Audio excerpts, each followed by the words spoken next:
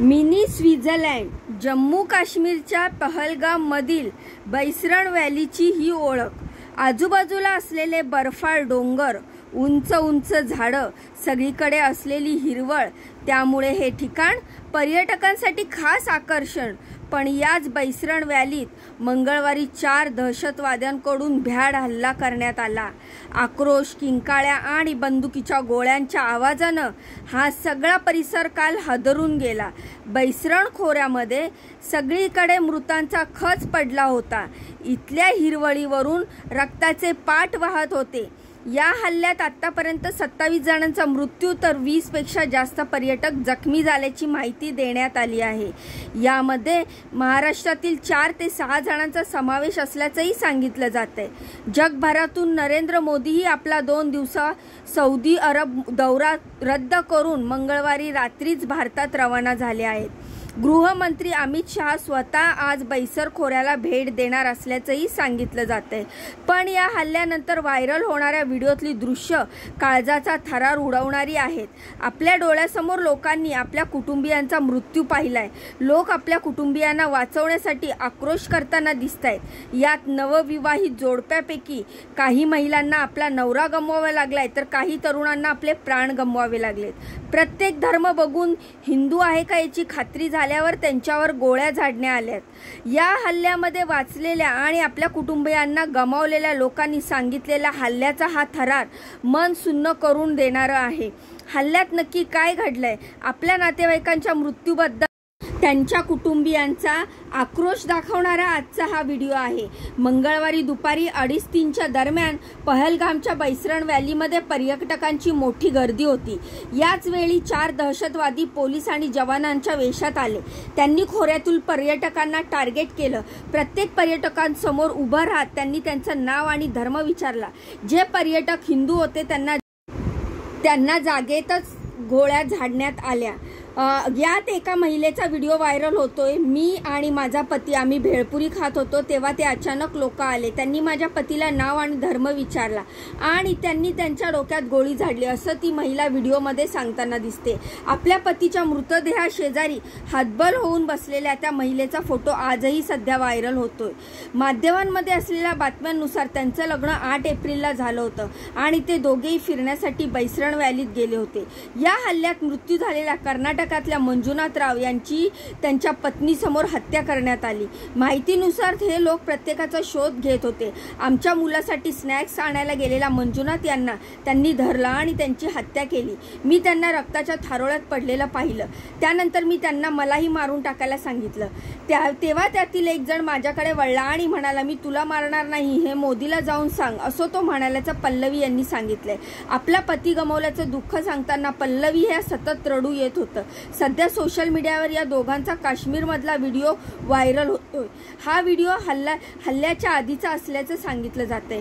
त्यामध्ये हे दोघे दाम्पत्य बोटीमधून जात असताना आपल्या ट्रॅव्हल कंपनीचे आभार मानताना दिसतायत। पल्लवी यांचा लहान मुलगा आपल्या वडिलांच्या जाण्याने अजूनही धक्क्यात आहे। बाबा परत कधी येणार, असं तो सारखा पल्लवी यांना विचारतोय। मंजुनाथ यांना माझ्या मुलाला पहिल्यांदा बर्फ पडताना दाखवायची इच्छा होती, त्यासाठी ते आम्हाला इथे घेऊन आले होते। ही ट्रिप आमच्यासाठी एक छान आठवण असणार होती, पण याच ट्रिपमध्ये मी माझं सर्वस्व गमावल्याचं पल्लवी यांनी हंबरडा फोडत सांगितलं। हरियाणाचा कर्नार येथे राहणारा विनय नरवाल या 26 वर्षीय नेव्ही ऑफिसरलाही या हल्ल्यात आपले प्राण गमवावे लागले। विनय आणि त्यांच्या पत्नीचं नुकतंच 16 एप्रिलला लग्न झालं होतं। 19 एप्रिलला रिसेप्शन झाल्यावर हे दोघे जम्मू काश्मीरला फिरण्यासाठी आले, पण दुर्दैवाने लग्न झाल्याच्या 6 दिवसातच विनयला आपले प्राण गमवावे लागले। मूळचे बिहारचे असलेली IB ऑफिसर मनीष रंजन यांची या हल्ल्यात हत्या झाल्याचं सांगितलं जातंय। ते आपले बायको आणि मुलांसोबत इथे सुट्ट्यांसाठी आले होते। पहलगामच्या हल्ल्यामध्ये आतापर्यंत महाराष्ट्रातील 6 जणांचा मृत्यू झाल्याची माहिती देण्यात आली आहे। यामध्ये डोंबिवली येथील 3घांचा समावेश असल्याची माहिती माध्यमांकडून देण्यात आली आहे। हेमंत जोशी, संजय लेले आणि अतुल मोने अशी या 3घांची नावे आहेत। अतुल मोने हे रेल्वेत परेल वर्कशॉपमध्ये सेक्शन इंजिनियर पदी कार्यरत होते, तर हेमंत जोशी आणि संजय लेले हे त्यांचे मावस भाऊ असल्याचंही सांगितलं सांगितलं जाते। तर पुण्यातील कौस्तुभ गणबोटे आणि संतोष जगदाळे हे दोघेही या हल्ल्यात गंभीर जखमी झाले होते। त्यांचा उपचारादरम्यान रात्री मृत्यू झाल्याची माहिती देण्यात येत आहे। पनवेलच्या दिलीप डिसले यांनाही या हल्ल्यात आपले प्राण गमवावे लागले। महाराष्ट्रातील माणिक पाटील, एस भालचंद्र, सुबोध पाटील, शोभित पटेल हे या हल्ल्यात जखमी झाले असून त्यांच्यावर सध्या उपचार सुरू आहे। या हल्ल्यामध्ये वाचलेल्या पुण्यातील आसावरी जगदाळे यांनी त्यांच्यासोबत घडलेला थरारक प्रसंग सांगितलाय।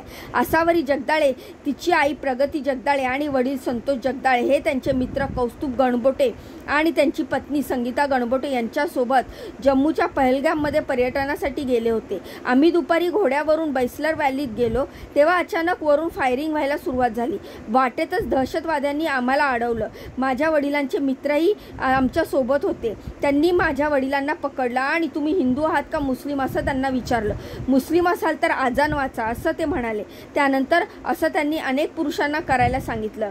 आसावरींनी माध्यमांशी बोलताना सांगितलं, तसं तुम्ही मोदींना डोक्यावर चढवून ठेवलंय, तुमच्यामुळे मोदी मोठे झाले, तुम्ही आम्हाला बदनाम केलंय, तुमच्यामुळे आमच्या धर्माला बदनाम व्हायला लागतंय, आम्ही स्त्रियांना काहीही करत नाही तरी ही आमची तुम्ही बदनामी करता असं म्हणत दहशतवाद्यांनी संतोष जगदाळे आणि कौस्तुभ गणबोट यांना गोळ्या घातल्याचं आसावरींनी सांगितलं।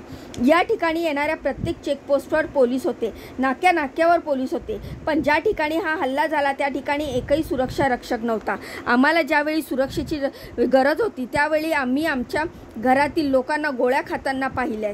तुम्ही मुस्लिम नाही असं सांगत आमच्यावर गोळ्या झाडल्या असंही तिने सांगितलं। दरम्यान उपचार सुरू असलेल्या संतोष जगदाळे आणि त्यांचे मित्र कौस्तुभ गणबोट यांचा मंगळवारी रात्री उशिरा मृत्यू झाल्याची माहिती माध्यमांकडून मिळाली आहे। त्यामुळे महाराष्ट्रातल्या 6 जणांच्या हल्ल्यात आतापर्यंत मृत्यू झाल्याने संपूर्ण राज्यात खळबळ व्यक्त केली जाते। या संपूर्ण हल्ल्यानंतर आता असा हल्ला कसा झाला, दहशतवाद व्हॅलीमध्ये कसे काय पोहोचले, या सगळ्याचा शोध आता पोलीस यंत्रणेकडून घेतला जातोय। पंतप्रधान नरेंद्र मोदी सौदीचा दौरा अर्धवट सोडून भारतात दाखल झाले आहेत। आज दिल्लीत कॅबिनेटच्या सुरक्षा विषयक समितीच्या पंतप्रधानांच्या अध्यक्षतेखाली बैठक होणार आहे। पंतप्रधान मोदी स्वतः या बैठकीचे नेतृत्व करणार असून पुढची कारवाई काय होणार यावर चर्चा होत आहे।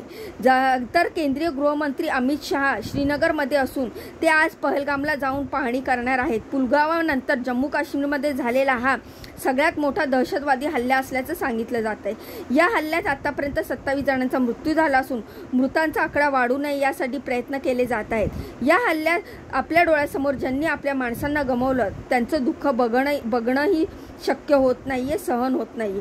पण दहशतवादाला धर्म नसतो असं म्हणतात, मग धर्म विचारून फक्त हिंदूंनाच लक्ष्य करणाऱ्या या दहशतवाद्याला नक्की काय म्हणायचं हा प्रश्न या हल्ल्याने उभा केलाय।